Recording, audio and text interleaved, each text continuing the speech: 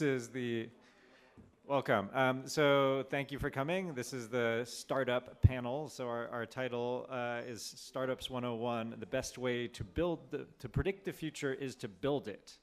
And really what we wanted to talk about here today is the real inside stories of the ups and downs of starting something new. There's a lot of glamorizing, I think, recently about startups, and some of that has maybe changed a bit recently, but really kind of get into some more practical advice on when do you think it's the right time to start something, how you go about doing that, unexpected things that people have learned along the way.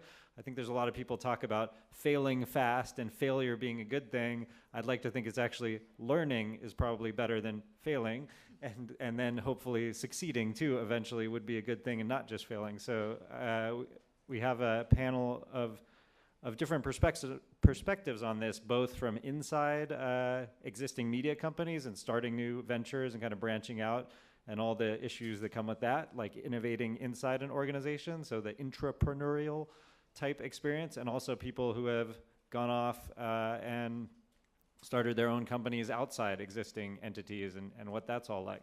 So we're going to start off with each person telling one story of something that surprised them, that changed what they were working on, that was a key learning point, and we'll kind of talk a little bit amongst ourselves, but we definitely want this to be interactive, and we'll be happy for as many questions that you have and opening this up for lots of discussion.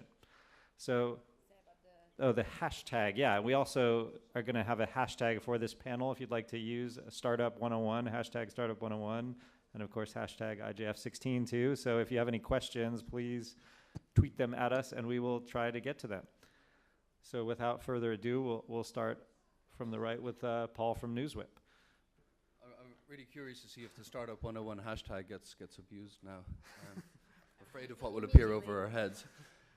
So hey guys, I'm Paul Quigley from NewsWhip.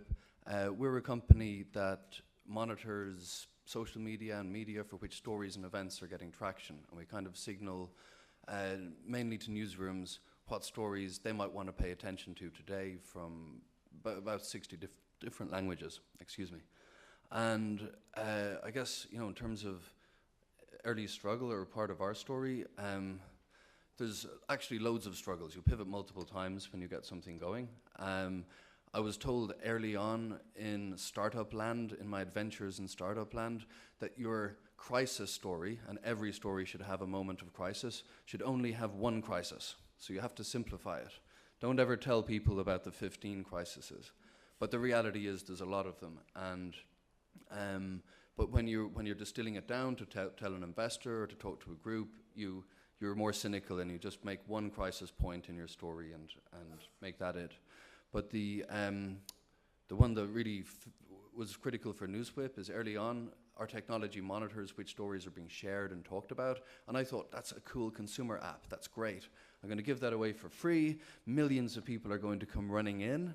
It's going to be a huge consumer success. And it just didn't happen that way.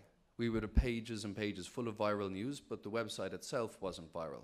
So, people didn't share it that much. And what I learned then is the people who were using it were journalists, and they wanted to see which stories were the big ones today and make decisions around that. And the really important thing that we did then at the start of NewsWhip is saying, okay, we've got this technology that tracks what's trending, what's cool, rather than give that away for free and try and get into a lot of people's phones and consumer habits. We turned it into a business and we said, let's make this really granular, let's charge a subscription fee, and let's sell this to newsrooms and people who want to know what's trending and going on. And like ever since then, I've always thought startups are best to really focus on one vertical and focus on people who really, really care about what it is that you can do, rather than a lot of people who think something is kind of nice. You're better off finding a small group of people who really, really want it and can get value from what your product is, what your idea is. So that's that wasn't the only crisis, like I said, but that was an early one, and that was an important one that we moved that direction. Yeah, no, I think that's a very common lesson. I think just to quickly build on that a little bit, yeah, this idea of consumer, like B2C versus B2B, as you would say, like business to business or business to consumer, is a key choice, focus is super essential. Yeah, and building something people truly love passionately, that's the only way you're going to be successful. Yeah. And that they'll actually pay something for. Right.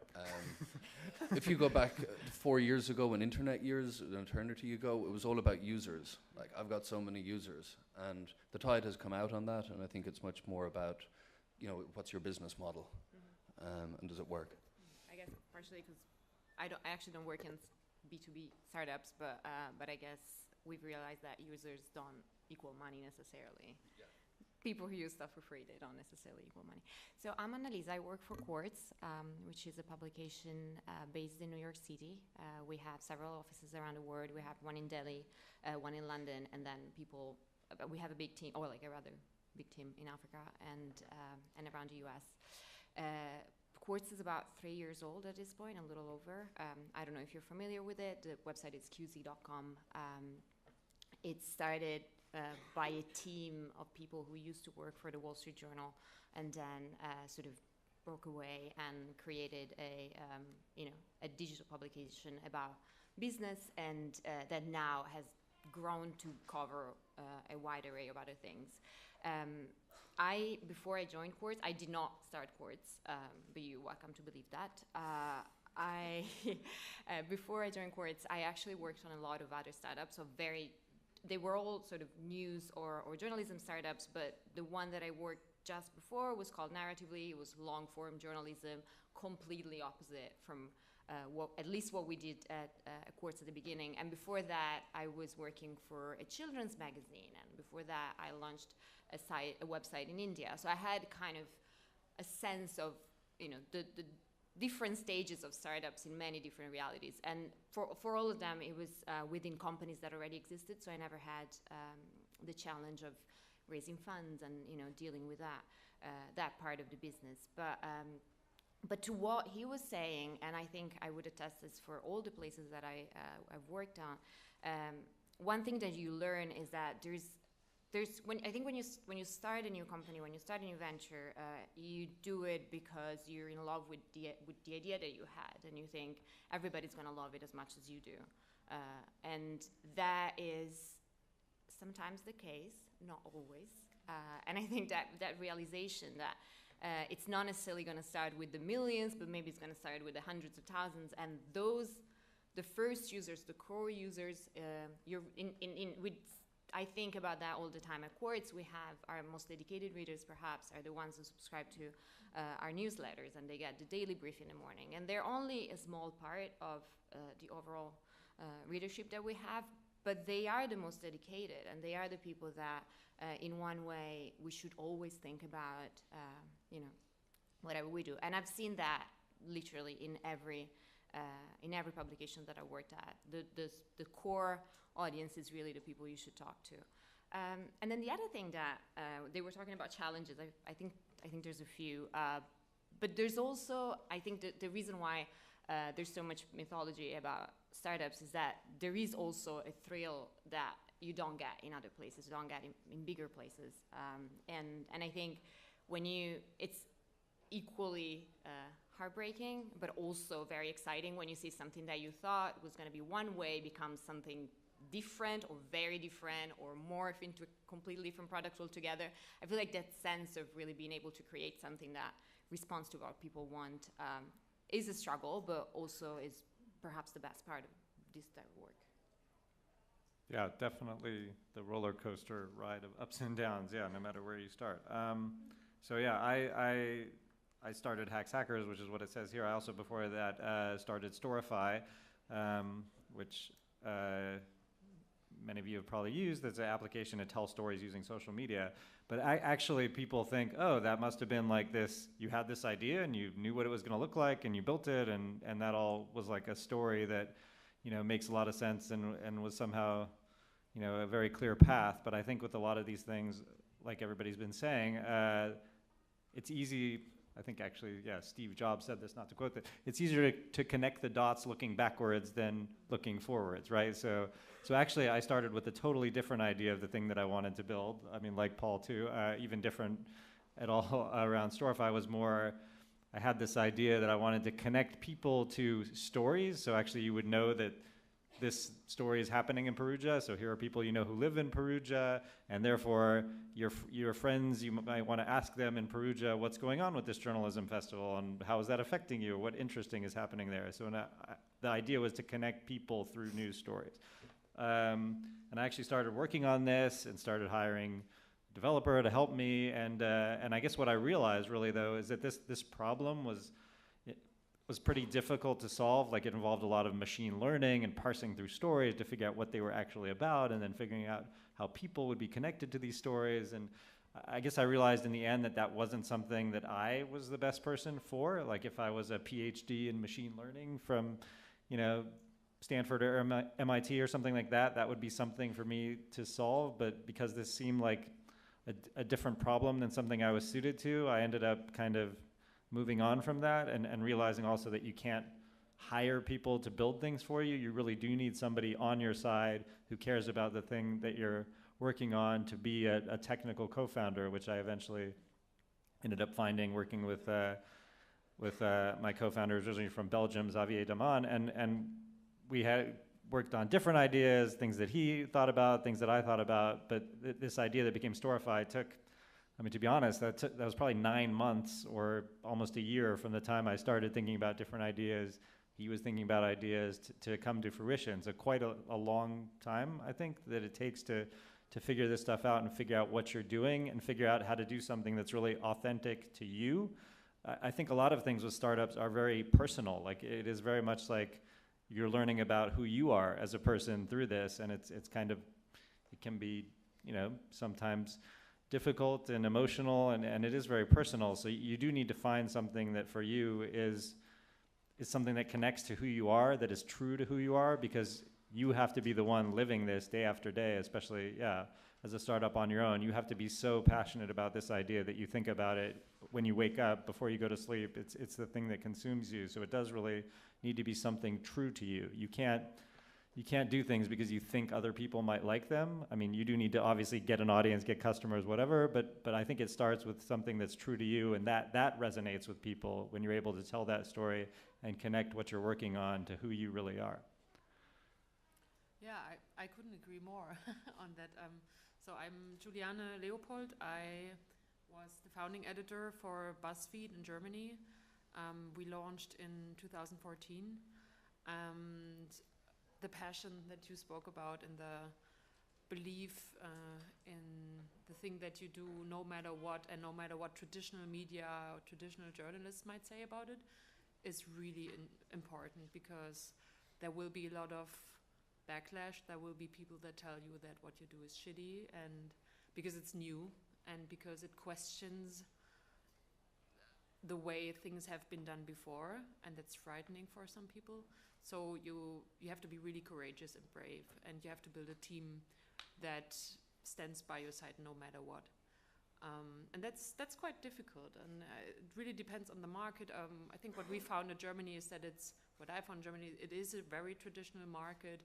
There are lots of big players like the public media, which does a great job, but which also makes it more difficult to actually innovate and find that small corner to do something really new.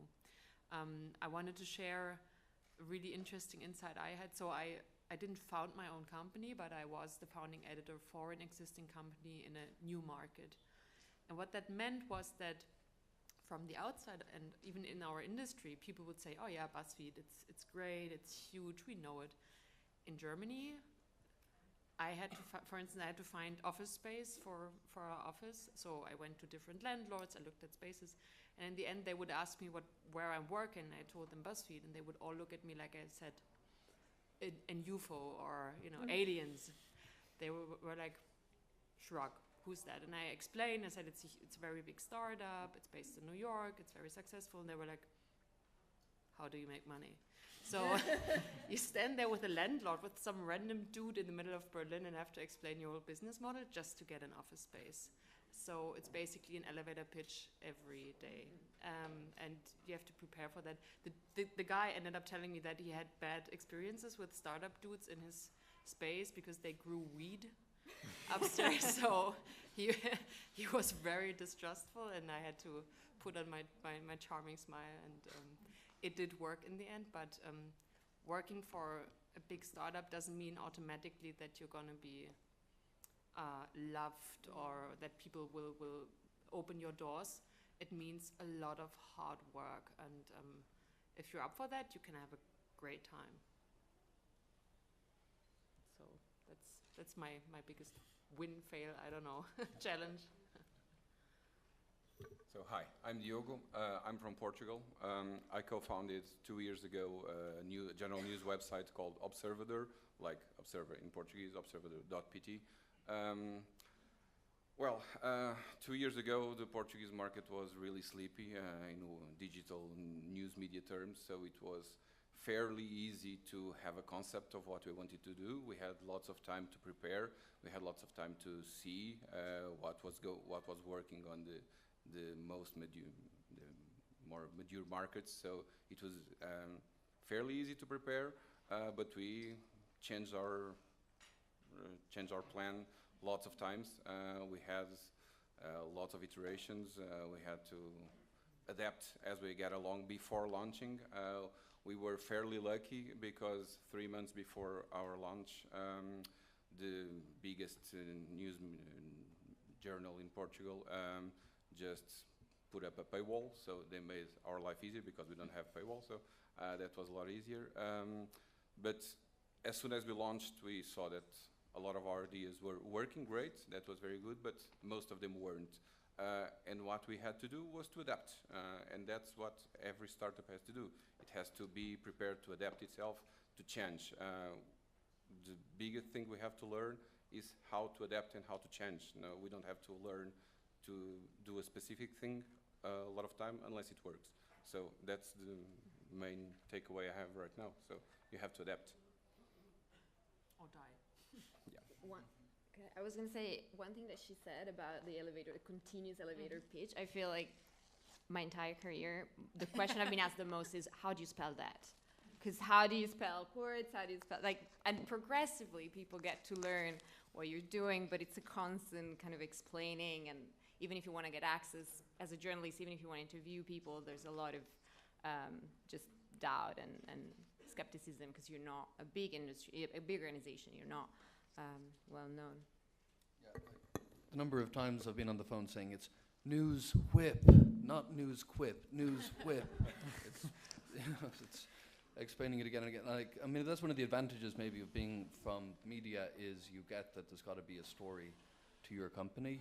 That, like I said, the users don't all come rushing in because you've built something innovative. There has to be a bigger narrative around it, and I think that's one of the advantages someone coming from this industry has over even a genius engineer who's, you know, one of these Stanford, MIT, you know, machine learning dude. But if he can't tell the story around it, it's very hard to get traction with investors or with the public as well. And I think it's a very interesting lesson for, especially in the European market where we do, like I said, we have a very strong public broadcasting sector, and it's an attractive place to work also. And then you have big traditional printing houses, and it's a little bit different than the US. Like the news market basically isn't broken. So it makes it attractive for a lot of young people to not necessarily go into a startup because it's if they go to their moms on Sunday, they can say, well, I work for this and this outlet. Like for a traditional media company, it's very attractive. So I think this is something really important to keep in mind if you think about moving into the startup sphere. You will have to build your own reputation.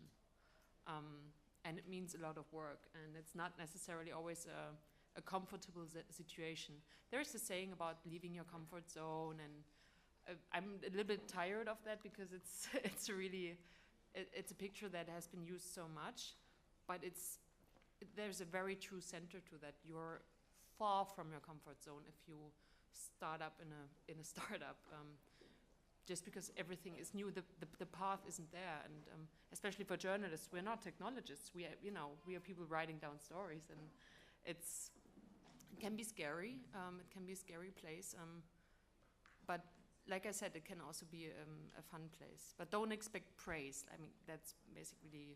And we are not also business managers. That's one of the problems most journalists have, especially in Europe. We don't have the skills to run a business. And that's one of the problems we faced. That's one of the problems many startups face. But I still think we need a lot more startups in Europe, media startups. They are lacking. We need startups that work. We need to show venture capitalists that this is a good market, that it's worth investing, to make it easier for another players to come in and to stimulate competitivity. So that's fundamental, I think. One thing that I wanted to say, though, it's true that, like, especially like Juliana was saying, if you're a journalist, you don't necessarily have a lot of skills in terms of making business work or technology. But it is part of, I think, working on a startup, the fact that you do learn a little bit of everything. And I think one thing that is fundamental is that you get into the job knowing that everything is always your responsibility. There's no such thing as like, it's not my job to do that. It's always your job to make sure that people get paid if you hire, if you commission a story to someone, because, there's just too many things going on at once. And, it's your job to negotiate office space, even if you've never done that, and make sure that, the furniture arriving on time. So I feel like that is really kind of perhaps the hard part, but it's because naturally, if you're a journalist, maybe you just want to write and you don't always have the time to do that, but it's something to be really prepared to do. Yeah, I think, journalists are good at learning things quickly, right? You cover a story and you might have to learn about some science research that you've never heard about before, or, fly to a country that you've never been to and land and figure out what's going on. So I think this skill of being very adaptable is something useful from journalism. Definitely the storytelling aspect of telling the story of what you're working on is very useful, and also listening. I mean, journalists obviously are good at asking questions and probing and listening to people to find out what is the essence of what they're saying, and that is really at the core of a lot of design, user research, improving your product, iterating. So I think kind of thinking about how your skills as a journalist, if that's what we're talking about, people in this room transitioning from journalism to doing more startup things, I think there are a lot of lessons there. But yeah, true, difficult too, that people do not, you're kind of kept insulated from the business side, at least in the past. That's changing. At the same time, what I found is that you turn into that weird, at least in the eyes of the outside, you turn into that weird lobbyist for startup culture or internet culture. Like, if Facebook screws up, you're the one that answers questions. Like, well, but you work for an internet company, and don't you think it's evil what they do? And you're like, well, it's not even my company. But you're being put, because journalism is shifting in such a tremendous way. As a digital journalist, you're being put, and working for a startup or starting your startup, you're being put into this position of an advocate for change by all means. And it can be really, really tough. At the same time, what I found really interesting, and I would love to hear from you guys, what we found in Germany was that in the beginning we were like the first new form of entertainment journalism, I would say, in Germany in the last couple of years, and people were really craving that and loving it. And what happened was, in the beginning, our industry was really skeptical and looked at us really skeptical and were like treating us like the lobbyists for weird internet dudes anywhere. And then after a year or so, they started basically copying our model and putting up their own copycats of the company. And that was a little bit frustrating, really, because it felt like we had done all of the groundbreaking work, and then the old guys come in and sort of prey on you. And I would just love to hear from you guys if you had I had the same experience. Successful projects mostly have that experience, because when things go well, everybody tries to copy it, which is good because you have to innovate again to stay better and stay at the top of your game, which at civils competition is good, but happens a lot. So Yeah, I mean, I guess the people say if nobody's working on the thing you're working on, why is that? Maybe because there's nothing useful there. So yeah, probably inherently when you start something, it's not a bad thing that you have competitors and people you can point to who are working on similar things. But I think also you can't get too caught up in the competition. There's all these little sayings about startups, like startups die by suicide, not by homicide. So it's mostly internal issues usually, which are probably the main reason why a startup might run out of steam and die, because co-founder issues, not raising money, not figuring out the business model. It's probably not that a competitor is going to kill you.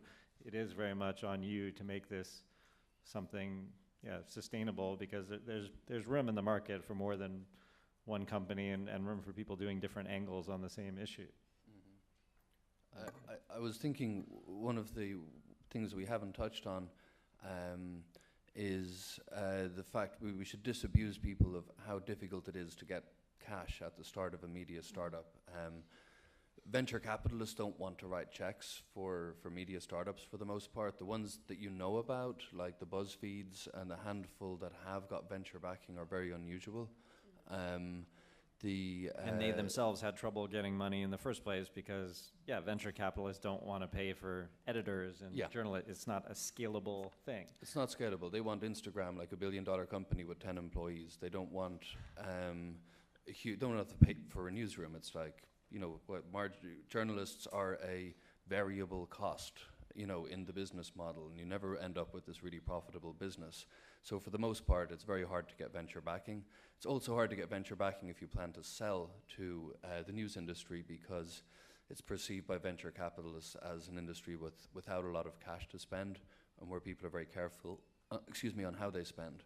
So those are like two tough things that are worth knowing going in if anyone's thinking about doing that. But I mean, I think, I don't know if the conventional venture capital model makes sense for some startups. I mean, which is also, I think there's a lot of hype around raising money and how much money have you raised and what's your valuation. I mean, this is like, I spend a lot of time and live part of the time in San Francisco, where it's just an echo chamber about this all the time. It's like people have confused success meaning that you raised a lot of money, not that you actually built a real business. So I think people are starting to push back against this and realizing, that there are different ways to do things. I think for media startups, pure media startups, if you can start small and figure out from the start how you can make money, there's no reason why you can't build off of that. There's obviously lots of foundation funding, different other initiatives of people funding new projects. I think you can be creative and find ways to pull something together at the start. I was going to say, I feel like, generally, I think the world of tech, in terms of investment, has tried recently to invest a lot of money, disrupt journalism. And I think what's been found times and again is that it is really quite an expensive business to run. And you can, as you said, you can't just make billions of dollars on, for people being great coders. But I also think that's changing. I also think there's progressively a lot more interest, especially because of the way that, social media and society is going anyway, on people being able to tell stories and do it well. And I think I feel there is a little bit of a wave that's changing, and it's really encouraging, and understanding that you can just, kind of find a shortcut to it, and you really have to put the money, and perhaps the returns are not as high as, they would be with other products, but that doesn't mean there aren't any. So I wanted to ask actually some of us to talk, and maybe starting back with Paul again, like when did you decide to make the switch? I think it's interesting, we were talking at breakfast, Paul actually worked as a lawyer before doing a startup, so why leave that? When did you know it was time to make a change, and how did you do that? Like, how did that all work? It's funny, I wanted to study journalism in college. My parents were like, no, go do law. Smart parents. So Smart parents. I eventually ended up back in the industry. I was a litigator for 5 years. But making the shift, again, looking at the idealistic and the realistic. Realistic, it helps. If you are someone's going to stop paying you a salary, money's going to stop appearing in your bank account every 2 weeks or a month. You really need to have a cushion there. You need to look after yourself. Make sure that, there's going to be rent there in 6 months, because everything is going to take about 1.5 times longer than you expect. Development, audience growth, I think 1.5 to 2 times is a good kind of startup rule of thumb. So you need to have as much money as you think you need, and then an extra half on top of that. And then on the idealistic side, for me, I had done a bit of savings. I was working my ass off in a big corporate firm in New York. And I was just way more interested in browsing interesting new websites, finding cool stories online, than I was in writing a deposition or a motion to dismiss. So it just, I wanted to turn that into a business. And I'd done some free magazines in college and that kind of thing. And I was just fascinated with how it was all changing, how fast digital and social were changing distribution. I mean, there's still huge opportunities there, I think, for new businesses that aren't having to drag an old business along behind them. Well, I didn't really leave anything because the first job that I had was at a startup, so that's a little different. But I do know a lot of people who did that. I do know a lot of people who left sort of more established careers or even position in similar organizations to come and do startups. And I think I do think that there is a level of idealism that moves you to do that, and it's that you want to create something that's different. You want to make a dent into something that's bigger than what you would have the opportunity to do at a bigger organization. And I tend to see that it generally it's a trait that people have that sort of goes hand in hand with being successful. I think people that are ready to leave something that's comfortable and well established to start something new and try something new are people who push the boundaries and often are successful. Maybe not in that specific endeavor all the time, but overall, I don't know anyone who's ever regretted trying or ever regretted at least following this month. Yeah, no, like Paul. Yeah, I think I didn't have a salary at all for a year and a half. Yeah, but while trying to figure this out and launching things, and we put our own money into the company too. Just to get an office and computers and things like that. So yeah, you do need to figure out if you're able to do that in your life. This was before I was married and had a small child. So yeah, these things do matter. But also I think part of the reason I wanted to do this is that I really felt like I had something to prove. Like I wanted to prove I could do it.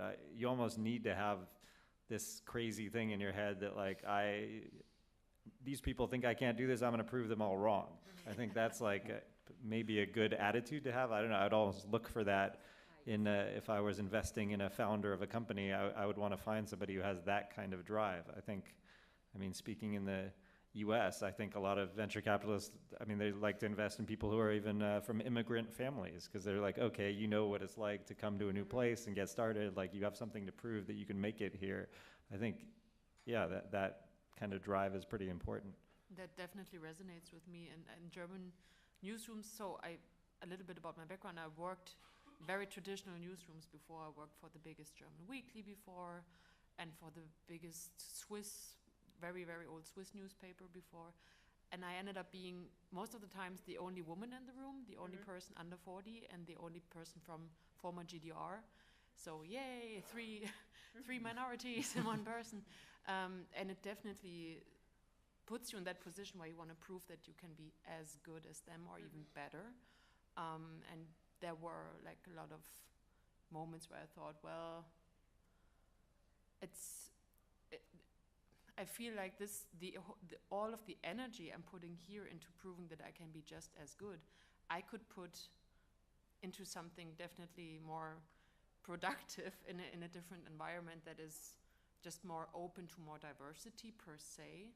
So when I joined BuzzFeed, that was the first really big relief to see how many young women worked there and how many young women worked in management.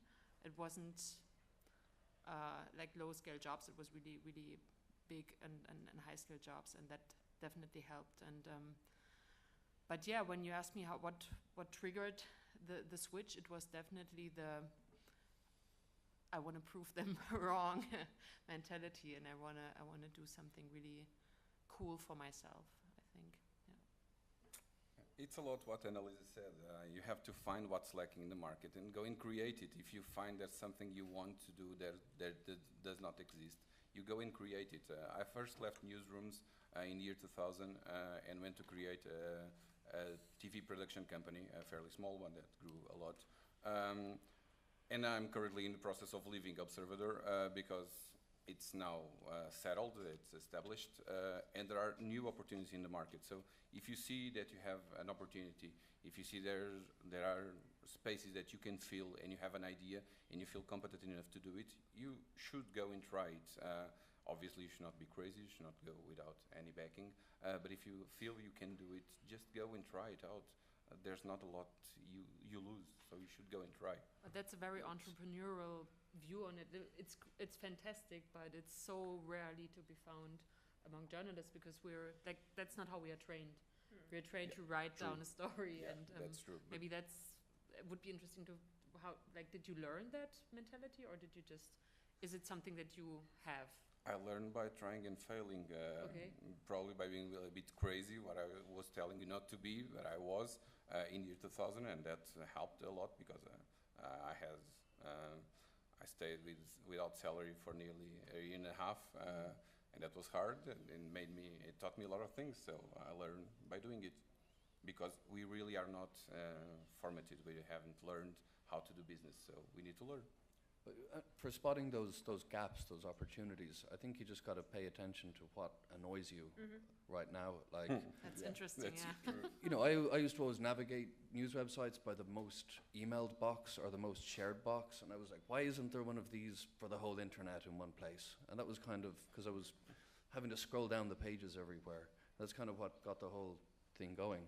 And it's a pretty minor thing. It's me, a lawyer, bored at my desk and wanting, you know, to make it a little bit easier for me to find cool news. And that seems like a really minor thing, but, you know, it ended up being, you know, a solid idea, you know, and we all have those little annoyances, and that's kind of where probably half of good startup ideas come from. And I think one thing that I noticed, you know, mostly by reading, you know, stories about startups is that I feel like sometimes people have the idea that if they start something, it needs to be enormous, whereas in reality, just like a lot of, as it says, like a lot of very focused, and actually that probably works better. Small thing that you can work at and you can make better, and you don't need to build, you know, 100 people company. Sometimes it's enough to have a smaller company, and you know that's great. And I feel like one should have a capacity of like thinking really big and being, you know, sort of visionary, but at the same time being very focused and not scared of trying something that's small and very specific. I see we have one tweet from Letizia. Where are you? Hey, yeah, hi. That not entirely sure about the whole startup concept. We need less disruption and more sustainable innovation in news. I mean, yeah, I agree. I guess that's why I started off this thing saying I think startups are a little overhyped sometimes too. And what is it about this that is, why is that? And I mean, for me, it's not, it doesn't have to be going out and starting something up. That's not what everybody on this panel necessarily has done. I think in some ways it's about this mindset of learning and experimentation and iterating. I think that's something that news companies do need to do, and do it, think more ahead of where things are heading and be ahead of the game. I know, I mean, people talk a lot about, oh yeah, we're using Facebook Instant Articles now, we have a Snapchat channel, whatever. I mean, is that innovation? That's kind of using the innovation of other companies. I think for media to keep surviving, like we need to be a step ahead on that. And it's really hard because journalists and newsrooms are so driven by the daily cycle and chasing the news and chasing, you know, what's happening today, what's going to be on the front page tomorrow, what's going to be on the home page, whatever it is, like kind of taking a longer view and more of a perspective of who is the user of news and what can we build for them that is interesting. I think that's what a lot of the successful technology companies do. So I wonder how we can learn from that too and use those ideas to build more sustainable media enterprises. I cannot agree more. I really want to like say amen to that. Like thinking about, it's not about praising startups per se, but what I wish for is more startup mentality in newsrooms and in even traditional newsrooms. It's about, I can tell you a little anecdote. So I recently did a consulting job for a media company, and it's not a very traditional media company, but it's been around for quite some time. So I realized that if they have this huge blackboard in the newsroom, but they don't really use it. Like there aren't assignments on it, there aren't traffic numbers on it, like all the things that I might expect when I see a blackboard in the newsroom. So this is a question I have for them, like why don't you write down the assignments for each reporter so you can have a better overview? The answer I get is, in our market, if we do that, we feel like students. We feel like stupid students that have to learn something. We don't look at blackboards. And this didn't come from like a 50 or 60-year-old journalist. This was this young generation, and it wasn't even in an arrogant way. It was just a matter of stating the facts, stating it matter-of-factly. And I just thought, wow, seriously? Like that's, and maybe you understand what I mean. It's if we talk about startup mentality, it means coming down from your high horse of teaching the truth of the world and sitting down thinking about your users first, and thinking about making an organization work and not about the credentials you might get for it.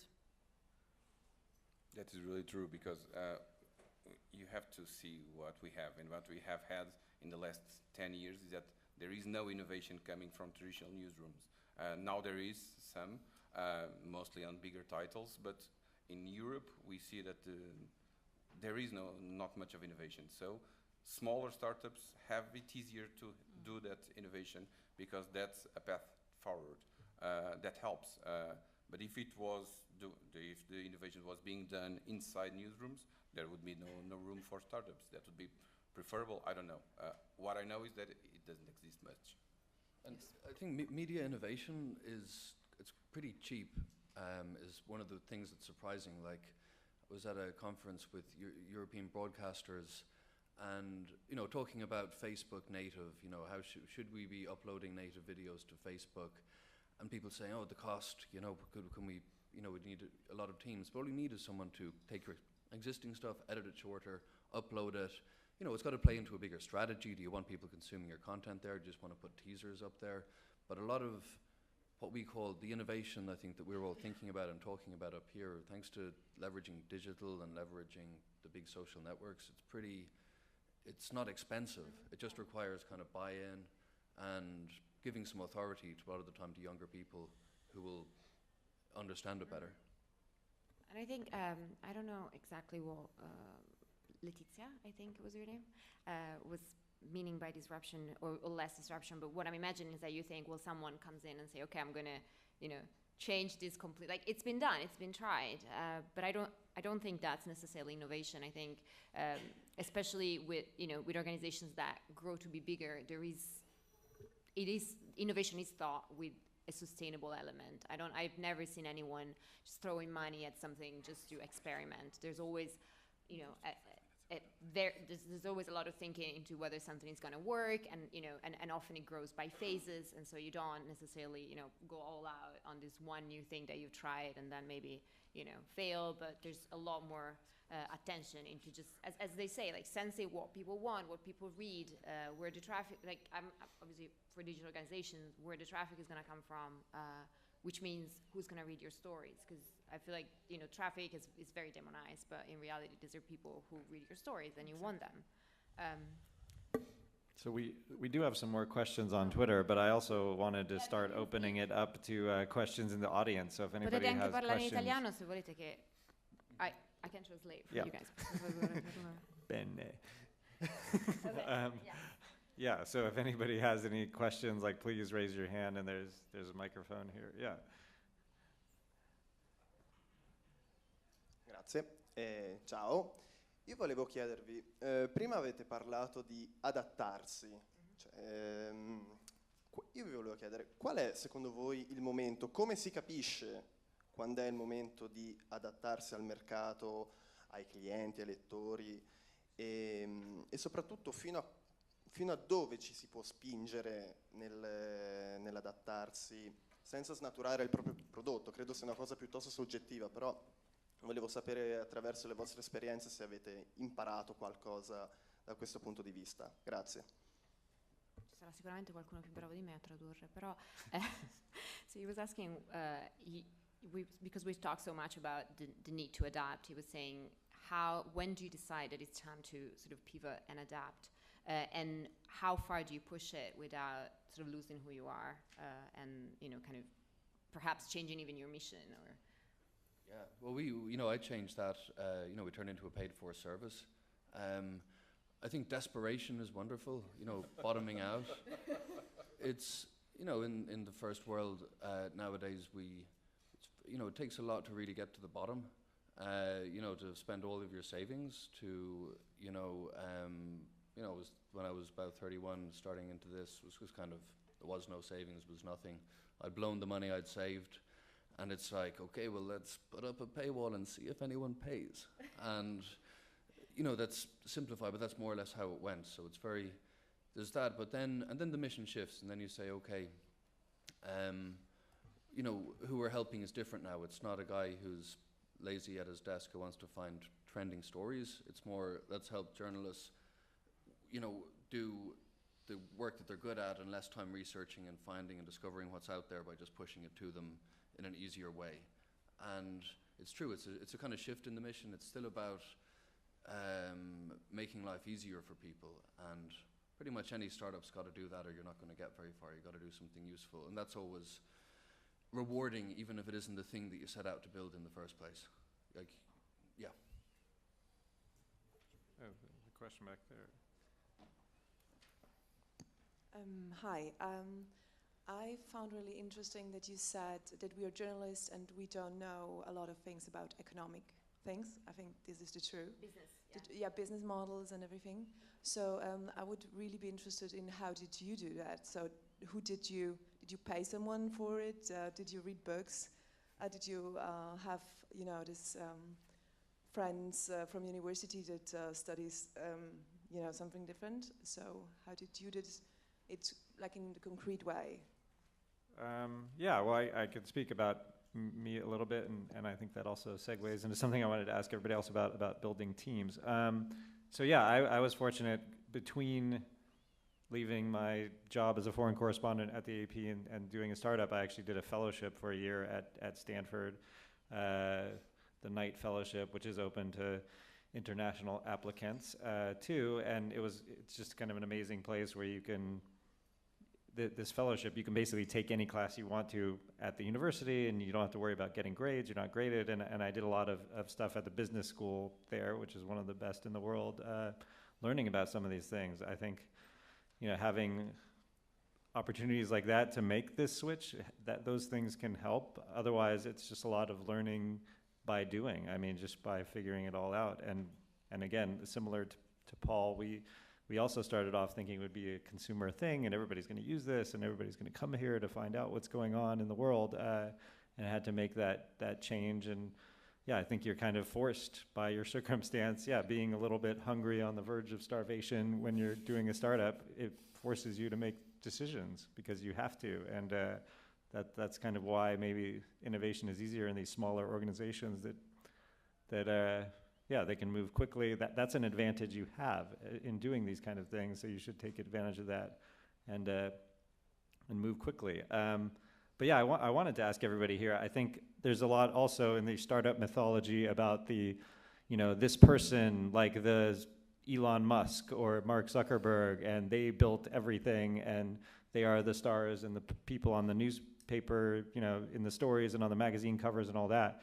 But actually a lot, obviously, of doing a startup and doing something new is building a team, both inside, existing companies that are starting off in a new country and building a startup. I mean, I think that is something that is not talked about enough. So I wanted to ask also some of the people on the panel, tell us about how you found co-founders or how you built your team and what that was like. That was actually one of the first thing I wrote down on this piece of paper, growth, team growth, because it was such an essential part of what we did, or what I did.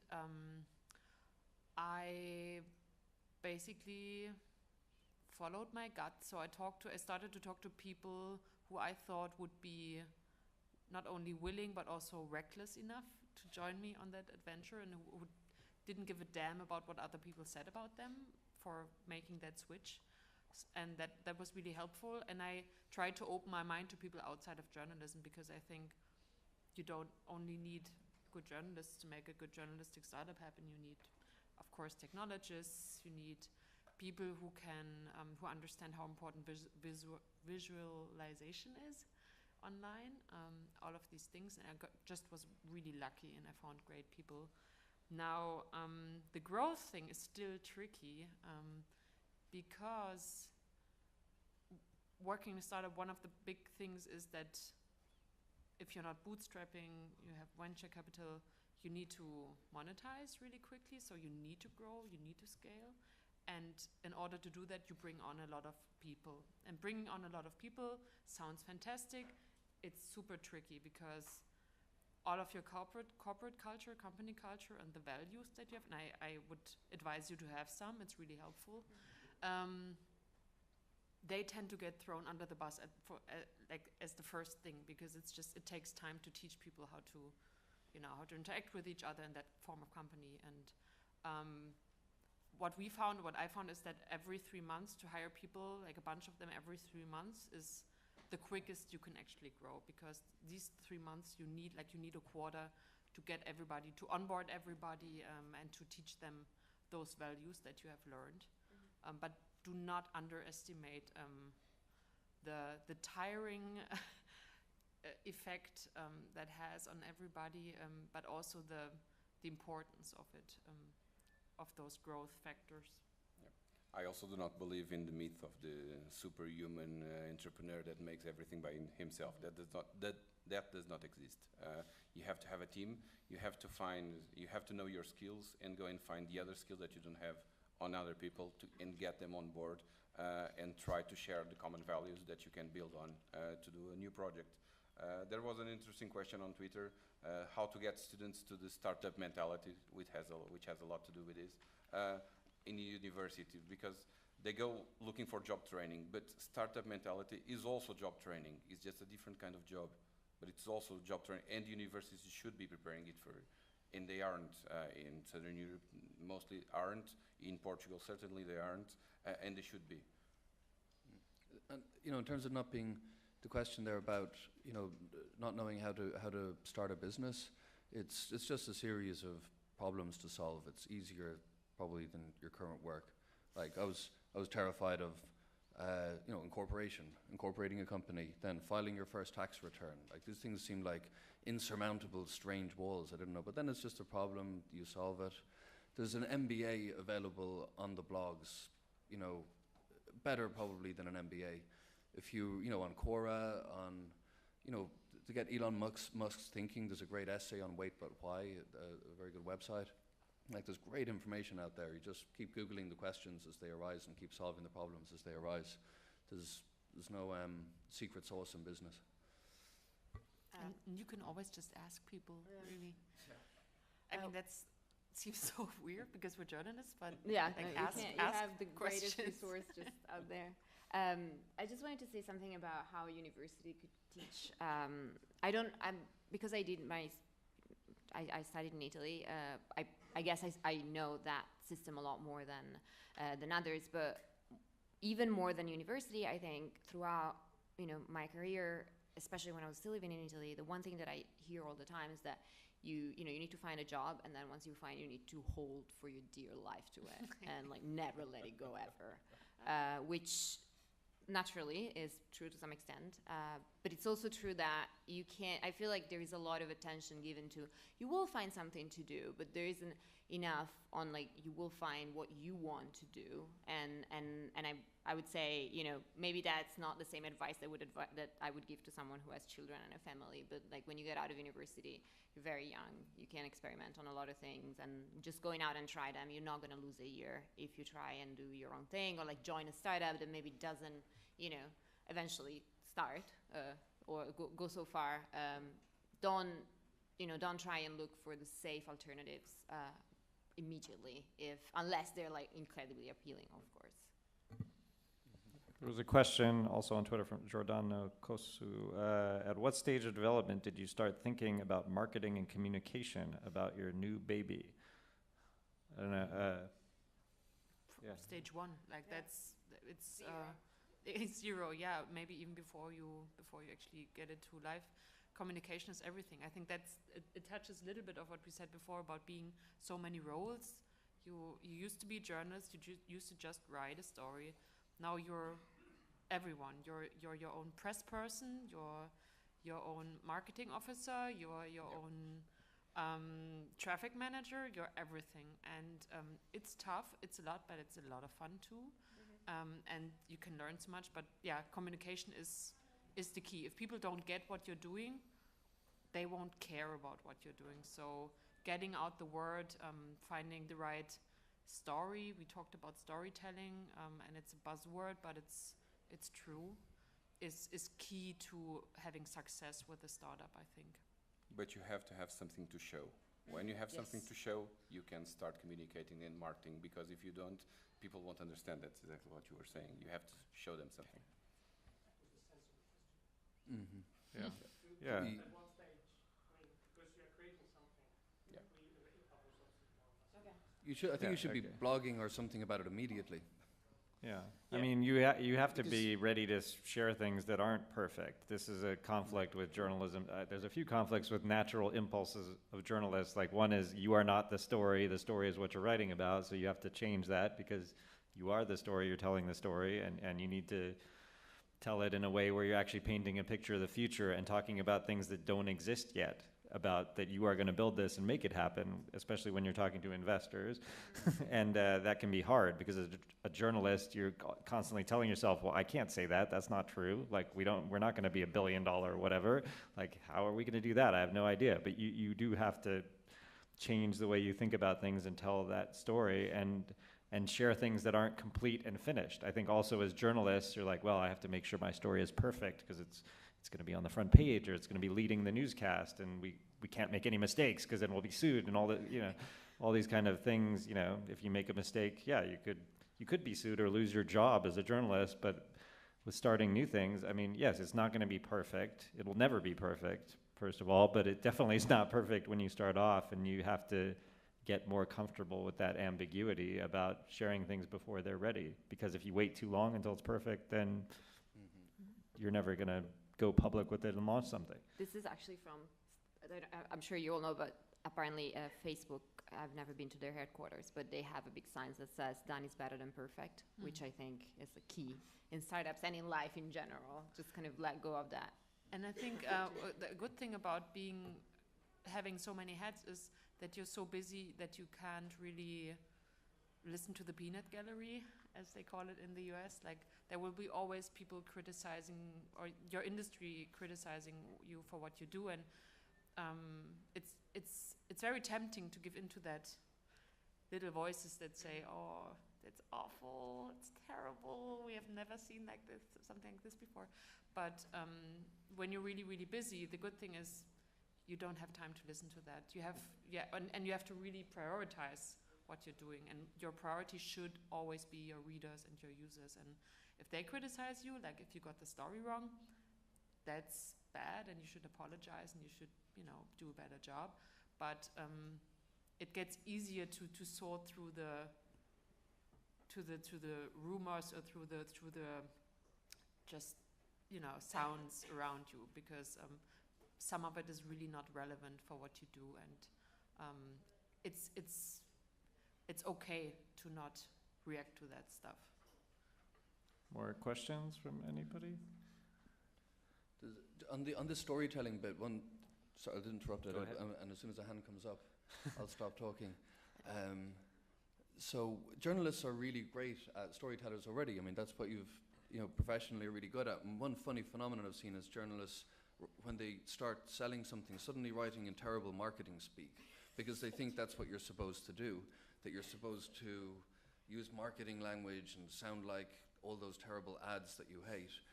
And I've seen that happen a lot, but don't forget, you've already got the skills, so just write honestly, directly, just like you would as a journalist, or create content that way, rather than trying to flip into marketing mode, even if you are doing marketing. Journalists are great marketers. There's a question up if they stay here, true to yeah. themselves.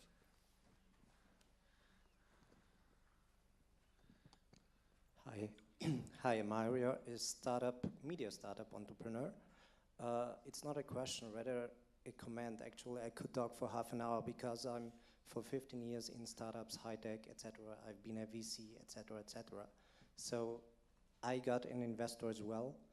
But most of all, there are plenty of things. One thing is how to make money. That's essential. And nearly all the startup founders are lacking that. But I see even more journalists. They are not great in making money. They are great in writing and telling stories. But how to make money? It's not necessarily that it has to be $1 billion opportunity. Yes, that's true for VCs. But even if they are doing a blog or whatsoever, they should look at how they will survive and make money. That's one thing. Another comment is excellent comment from Juliane, is that building teams, that's really tricky. It's very, very important, essential, how you select your first founding team and pick further people. So it's more important that you choose the people carefully and you sacrifice a bit of time because that is not that important because you will mess it up. So that's very important as well. And what I always tell entrepreneurs is also, if you don't have the knowledge or skills, get it. Be it in the team, be it as advisors or whatsoever, but what I would advise is also that you have a multidisciplinary team, in particular in the media startups. And I see, following the media industry for over 6 years as well, that there are plenty of opportunities for all of you in terms of also building scalable startups.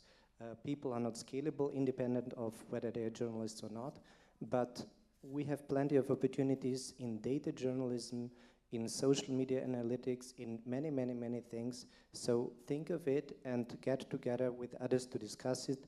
And in terms of reaching out and whatsoever, it's sometimes a bit tricky to go out too early because someone could grab your idea, but get the feedback early on because you should early on identify if it's even worthwhile to do what you're aiming at. That's it. Thanks. I have a question for the panel. Who's content focused? Who's your favorite startup? Quartz. Sorry, I really love what you do. Yeah. It's one of my favorites too. I don't know if it's one, but it's one of my favorites for sure. Yeah. Content focus. My favorite startup is Quartz. My favorite is Scary Mommy. Scary Mom is good. Actually, Wait But Why is great too. Wait, but That's fantastic too. I agree. so it's great. Like if you've got there's new verticals emerging, like science, parenting, things that are really good on social that didn't really work when they were stuck in the back of a newspaper or a magazine, and it's hard to imagine Quartz Quartz could have been a magazine too, right? I've had yesterday, actually, it was the nicest thing ever. Someone write to me about a story that I wrote and then asked me, where can I buy a copy of this? I really wish you could, but no, it's never going to happen. So, yeah, speaking of that too, I guess I wanted to ask the panel, and if you have questions, please raise your hand. Where do you think the big opportunities are now, or where do you see media going? What would be a problem you have that you would solve if you were not doing the thing you are doing now? There are a lot of opportunities, I think. In content terms, you have niche publications that are lacking in the market. I would say, I would talk about financial market applications and news websites, top-end market, obviously, maybe tech also. One of the things I think can work, it would be interesting to explore, is temporary themed news websites, like the Olympics, like offshores, like it's a subject that's working, it's trending right now.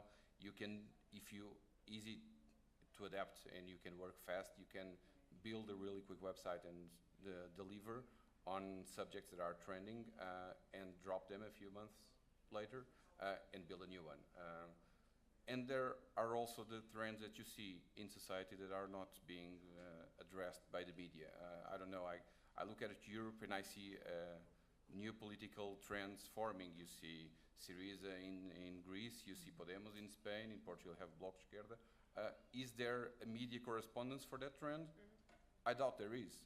So there are things you can innovate, there are places you can innovate. You can search for things that are trending and correspond to them in content terms.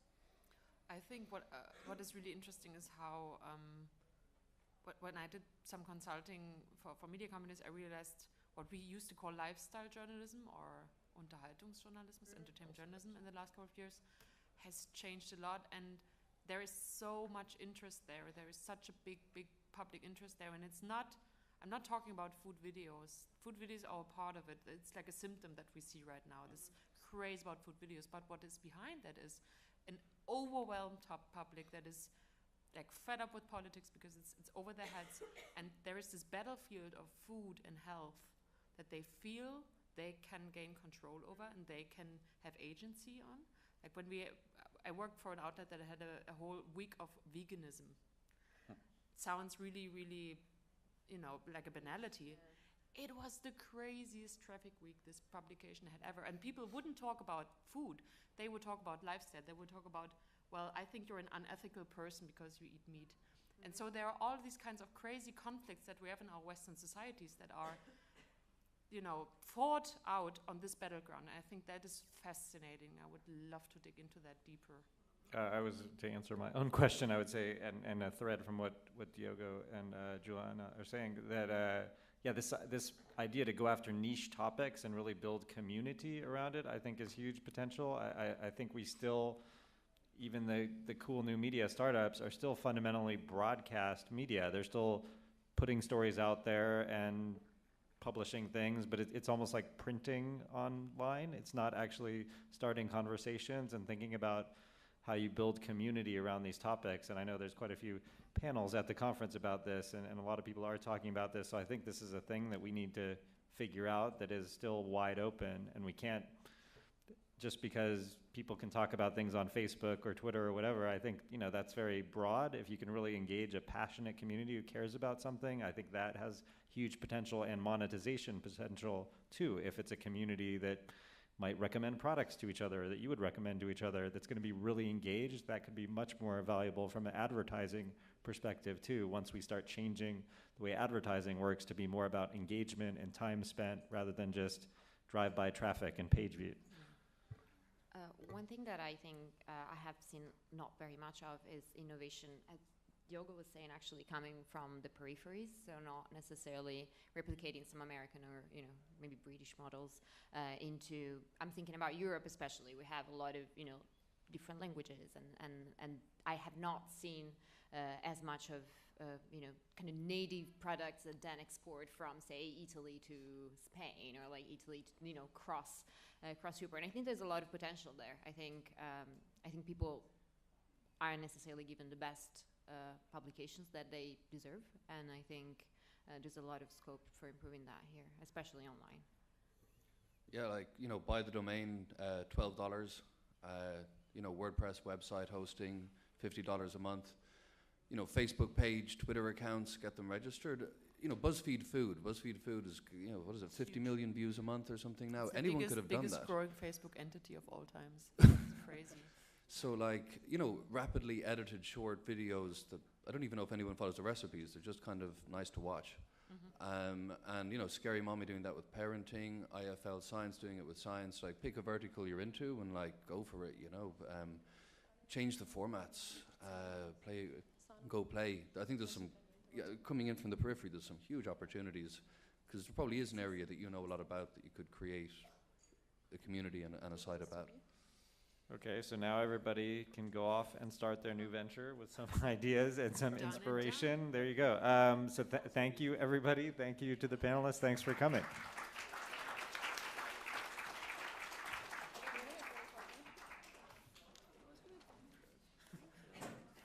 That sounds very easy there.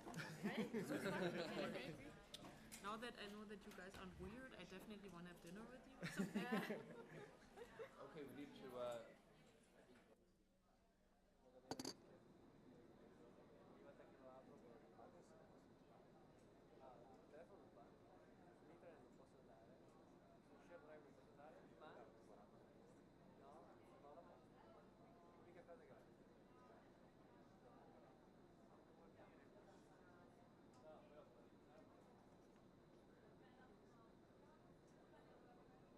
what it is that you can do, rather than a lot of people who think something is kind of nice. You're better off finding a small group of people who really, really want it and can get value from what your product is, what your idea is. So that's that wasn't the only crisis, like I said, but that was an early one, and that was an important one that we moved that direction.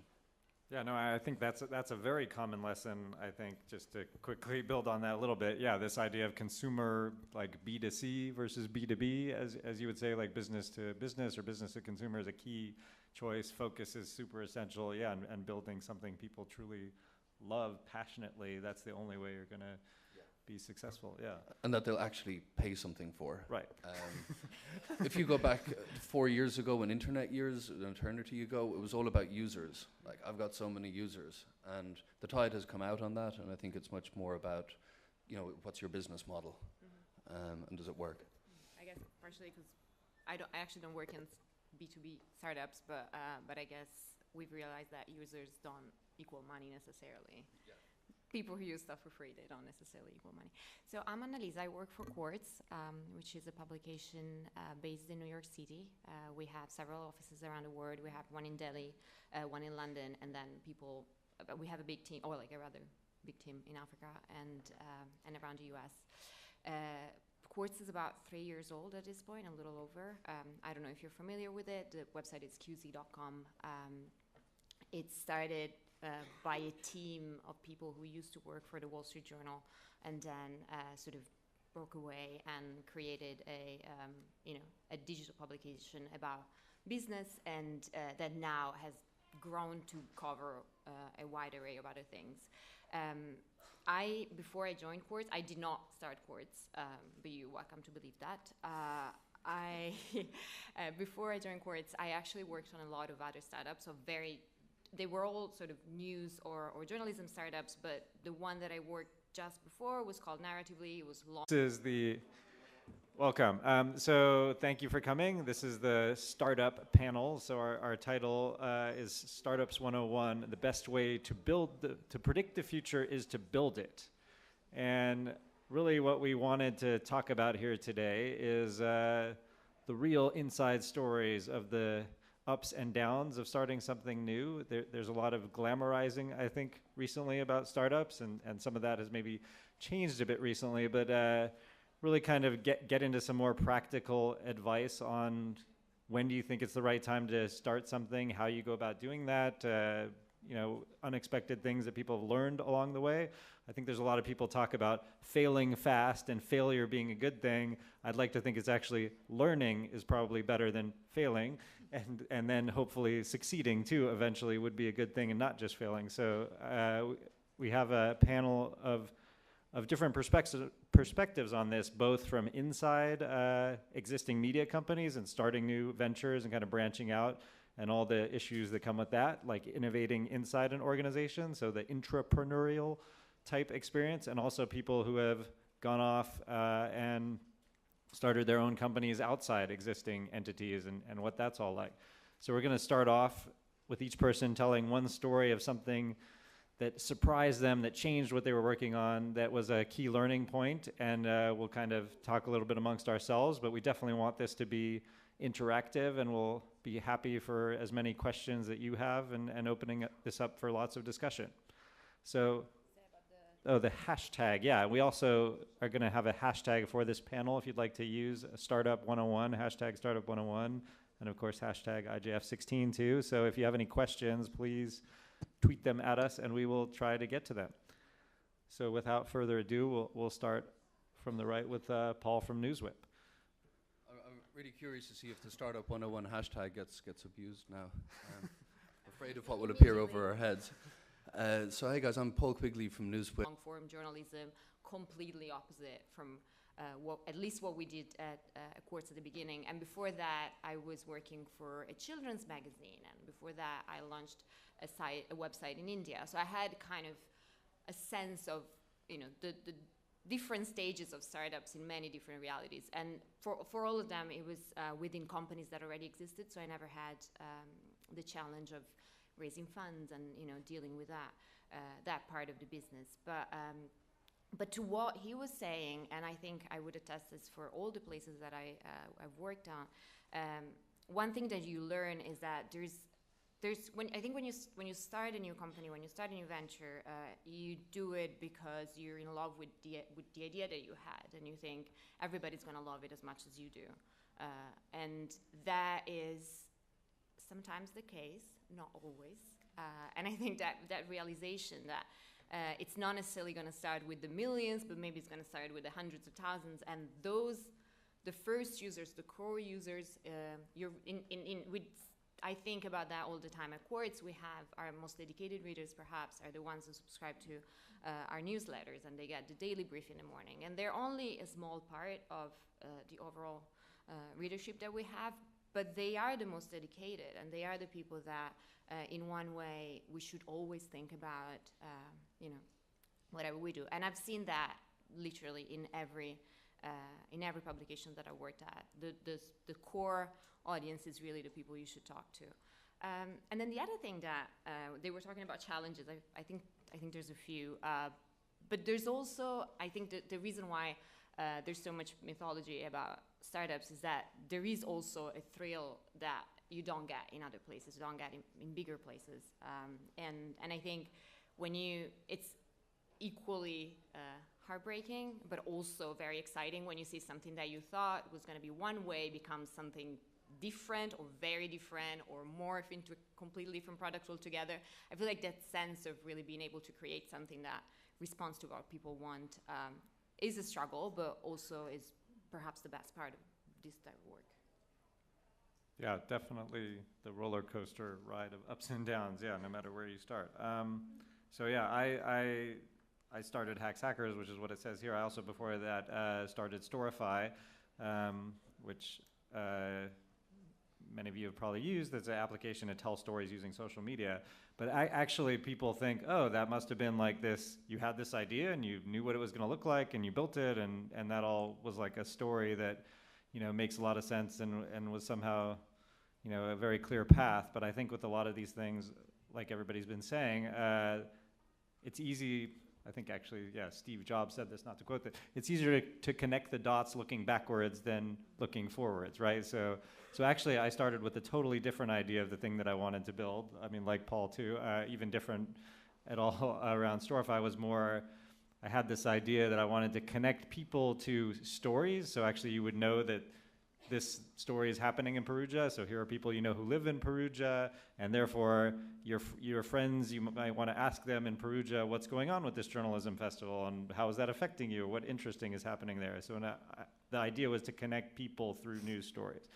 And I actually started working on this and started hiring a developer to help me, and I guess what I realized really though is that this problem was pretty difficult to solve. Like, it involved a lot of machine learning and parsing through stories to figure out what they were actually about, and then figuring out how people would be connected to these stories. And I guess I realized in the end that wasn't something that I was the best person for. Like, if I was a PhD in machine learning from, Stanford or MIT or something like that, that would be something for me to solve. But because this seemed like a different problem than something I was suited to, I ended up kind of moving on from that and realizing also that you can't hire people to build things for you. You really do need somebody on your side who cares about the thing.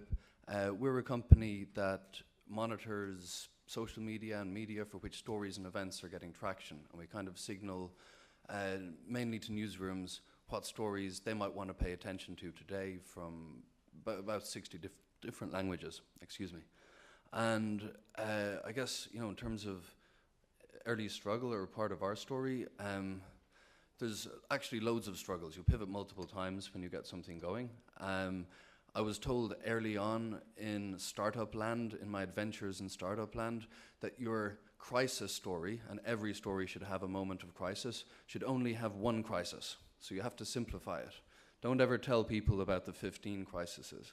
But the reality is there's a lot of them. And but when you're distilling it down to tell an investor or to talk to a group, you're more cynical and you just make one crisis point in your story and make that it. But the one that really was critical for NewsWhip is early on, our technology monitors which stories are being shared and talked about. And I thought, that's a cool consumer app. That's great. I'm going to give that away for free. Millions of people are going to come running in. It's going to be a huge consumer success. And it just didn't happen that way. We would have pages and pages full of viral news, but the website itself wasn't viral. So, people didn't share it that much. And what I learned then is the people who were using it were journalists, and they wanted to see which stories were the big ones today and make decisions around that. And the really important thing that we did then at the start of NewsWhip is saying, okay, we've got this technology that tracks what's trending, what's cool, rather than give that away for free and try and get into a lot of people's phones and consumer habits. We turned it into a business and we said, let's make this really granular, let's charge a subscription fee, and let's sell this to newsrooms and people who want to know what's trending and going on. And like ever since then, I've always thought startups are best to really focus on one vertical and focus on people who really, really care about